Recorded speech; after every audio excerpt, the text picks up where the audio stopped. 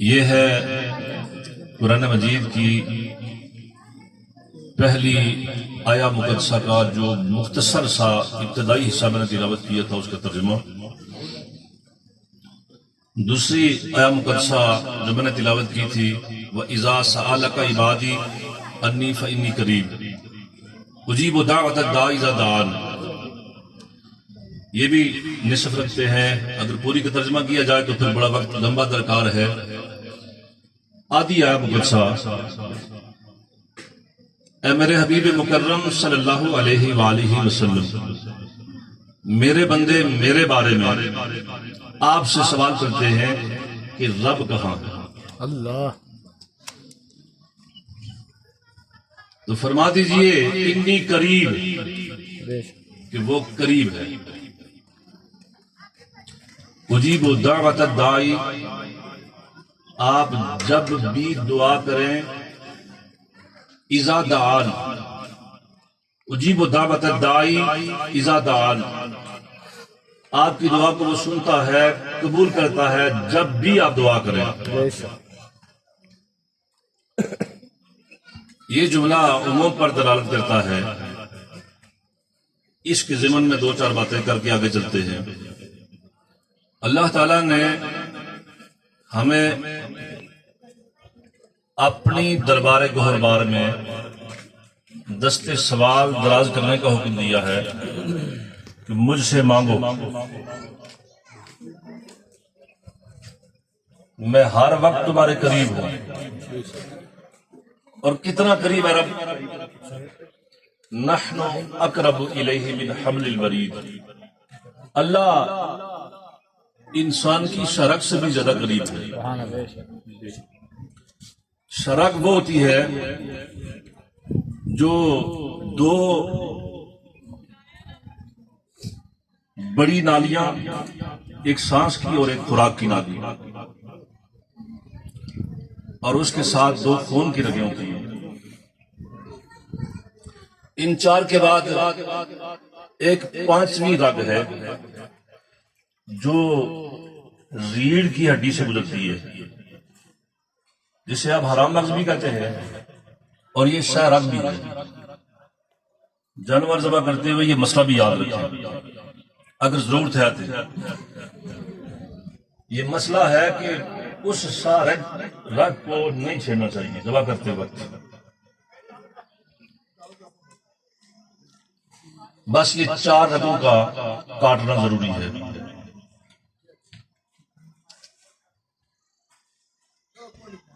نوایت ان ذبح لاکل الحلال والطیب بتکبیر اللہ تعالی اربع رکعات من تحت الحلقوم حتی یخرجها دما مصفوحا ویحل للمسلمین۔ یہ ایک دعا ہے کہ جب ذبح کیے جانے والی جانور کی چار رگیں کٹ جائیں، دو سانس اور خوراک کی نالی اور دو خون کی رگیں، اور اللہ کا اس پر نام لیا جائے، یہ یاد رکھنے والی بات ہے، تو وہ جانور آپ کے لیے حلال ہے۔ اور جو پانچویں رگ ہے نا، جسے ہم شرک کہتے ہیں، اسے نہیں کاٹنا چاہیے، اسے ٹچ نہیں کرنا چاہیے بالکل۔ آپ دیکھتے ہوں کہ کئی دفعہ آپ نے یہ تجربہ کیا ہوگا، بعض لوگ ہماری جو اصطلاح ہے اس میں کہتے ہیں کہ جی اب بندے نے ہاتھ بڑا ہو رہا ہے۔ اگر جانور تڑپتا رہے نا بڑی دیر تک، کہتے ہیں جی اس بندے نے ہاتھ بڑا ہو رہا ہے۔ اور اگر وہ فل فورس جانور ثابت ہو جائے تو ہم کہتے ہیں جی اس بندے نے ہاتھ بڑا پارا ہے۔ اصل میں بندے نے ہاتھ پارا نہیں، بولا نہیں، جس نے سرک کو کاٹ دیا اس کا ہاتھ پارا ہے، اور جس نے سرک کو نہیں کاٹا اس کا ہاتھ بولا۔ اس رگ کو نہیں کاٹنا چاہیے، وہ رگ نہ کٹے تو جانور تڑپتا ہے، اور تڑپ تڑپ کے اس کی روح تو مقررہ وقت پہ نکلی ہے نا، اس طرح اس کے جسم سے خون بہ جاتا سارا۔ اور اگر آپ شرک کاٹ دیں گے تو پھر اس میں تڑپنے کی پھڑکنے کی جو پاور ہے نا وہ ختم ہو جاتی ہے، وہ شرک ہے۔ تو جانور ساکت ہو جاتا ہے تو اس میں تڑپنے پھڑکنے کی جو طاقت ہے وہ ختم ہو جاتی ہے، اس سے اس کے جسم سے خون نہیں نکلتا، یہ ناجائز عمل ہے۔ تو اللہ نے کیا فرمایا؟ میں اس رگ سے بھی زیادہ قریب ہوں جس کے کاٹنے سے تم بالکل ایک لمحے میں بھی ہل نہیں سکتے، میں اس سے بھی زیادہ قریب ہوں تمہارے۔ ساتھ مسئلہ بھی آپ کو سمجھ آ گیا ہوگا۔ اور دوسری بات کہ اللہ کتنا قریب ہے، سارک سے بھی زیادہ قریب ہے، کہ جس کے کٹ جانے سے بندہ حرکت نہیں کر سکتا، یا کوئی بھی جان والی چیز حرکت نہیں کر سکتی، وہ سارک اس سے بھی زیادہ اللہ قریب ہے۔ اور وہ ہر وقت دعا کو سنتا ہے، جس وقت مرضی آپ دعا مانگے۔ یہ جملہ عموم پر دلالت کرتا ہے، اذا دعان، جب بھی آپ دعا مانگے میں تمہاری دعاؤں کو سنتا ہوں۔ اب اس جملے پر وضاحت کے لیے تو بڑا وقت درکار ہے، میں ایک صرف سمپل سی بات کرتا ہوں۔ آپ جنازے کے بعد دعا مانگے تب بھی قبول کرتا ہے، جنازے سے پہلے مانگے تب بھی قبول کرتا ہے۔ اس میں کوئی ابہام نہیں، آپ برتن لیں، اس میں کوئی ابہام نہیں کہ کس وقت دعا کرنی چاہیے اور کس وقت نہیں کرنی چاہیے۔ چونکہ وقت ہو چکا ہے، جو میں نے حدیث پڑھی تھی اس کا ترجمہ سن لیں۔ امتی امت مرحومہ تدخل فی قبورها بذنوبها وتخرج من قبورها لا ذنوب علیہا تمحص عنها باستغفار المؤمنین او کما قال رسول اللہ صلی اللہ علیہ وآلہ وسلم۔ میرے کریم آقا نے فرمایا میری امت مرحومہ ہے، جب قبر میں جاتی ہے تو گناہوں کے ساتھ جاتی ہے، اور جب قبر سے نکلے گی تو اس کے ذمہ کوئی گناہ نہیں ہوگا۔ سبحان اللہ۔ یہاں ایک بات بعض لوگوں کے ذہن میں ایک ابہام پیدا ہوتا ہے، میں اس کو دور کیے جاتا ہوں کہ سارے گناہ معاف ہو گئے۔ تو یاد رکھیے حدیث کی اس جملے میں جو یہ الفاظ ہے نا کہ اس کے ذمہ کوئی گناہ نہیں ہوگا، اس سے مراد صغیرہ گناہ ہے، کبیرہ گناہ نہیں ہے۔ کبیرہ گناہ بہر صورت زندگی میں جب تک بندہ اللہ کی بارگاہ میں صدق کے دل سے توبہ نہ کرے، اور توبہ کیسی، جس کا رب نے قرآن میں ذکر فرمایا توبۃ نصوحہ، یعنی ایسی پکی توبہ کہ آج کے بعد میں دوبارہ یہ گناہ نہیں کروں گا۔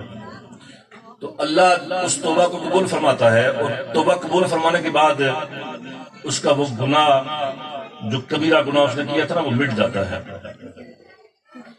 اور جہاں کڑے بس ہے، میں اس میں کسی مثال دیں یا پر وقت نہیں، ایک گل سمجھانے واسطے بہرحال چلو پھر کسی موقع ملے۔ اور یہ برتن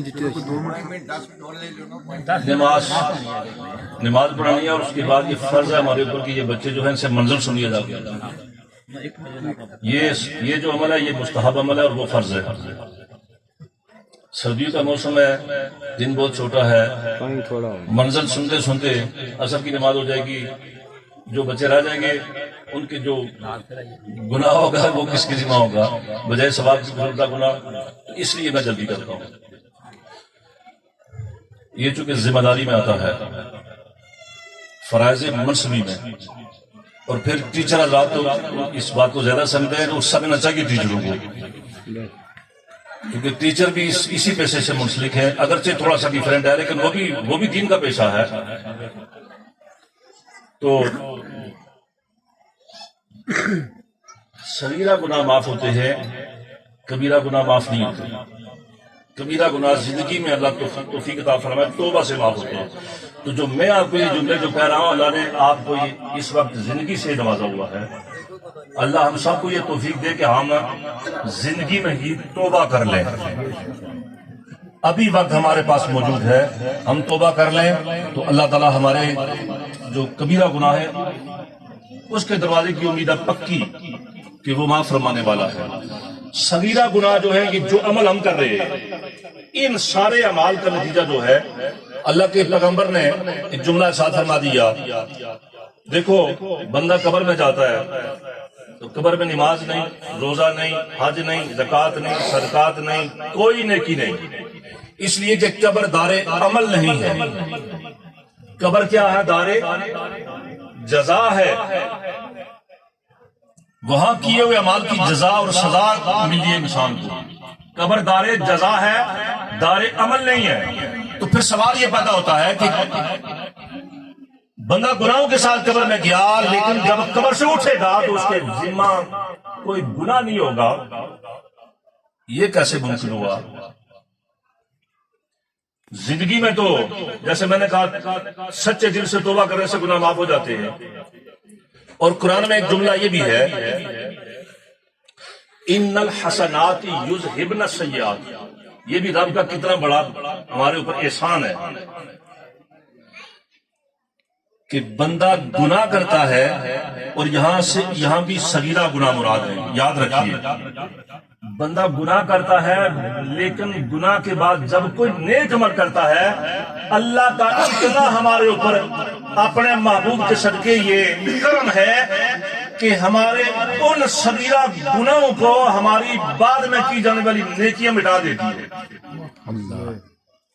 ان الحسنات یذہبن السیئات، نیک اعمال ہماری ان چھوٹی چھوٹی بدعمالیوں کو مٹا دیتے ہیں. لیکن یہ زندگی میں ہے، مرنے کے بعد تمام حسان جو اللہ کے پیغمبر نے فرمایا کہ گناہ مٹ جاتے ہیں، قبر سے جب اٹھے گا اس کے ذمہ گناہ کوئی نہیں ہوگا. یہ کیسے ممکن ہو گیا؟ تو اللہ کے پیغمبر یہ جملہ فرمایا تمحص عنہا باستغفار